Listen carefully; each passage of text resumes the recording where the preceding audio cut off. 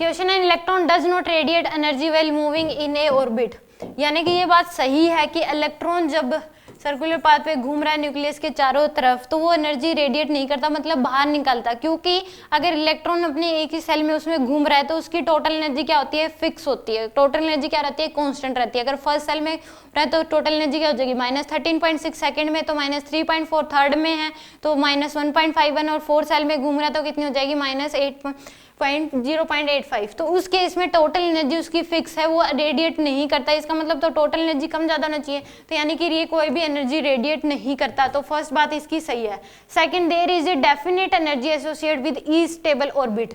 Definite यानी कि fix उसकी एनर्जी है, जब वो एसोसिएट है किसी सेल में घूम रहा है तो उसकी फिक्स एनर्जी है। उसके बाद डेफिनेट का मतलब stable orbit and atom radiate energy only one, और एटम जो है वो रेडिएट एनर्जी करता है जब वो हायर से लोअर सेल में आता है, तो उस केस में वो क्या करता है, एनर्जी रेडिएट करता है। तो दोनों बात इसकी क्या है, सही है, यानी कि both assertion reason are true and the reason is correct explanation. तो फर्स्ट ऑप्शन आ जाएगा, क्योंकि इलेक्ट्रॉन अगर घूम रहा है तो उसकी टोटल एनर्जी फिक्स रहती है, वो रेडिएट नहीं करता।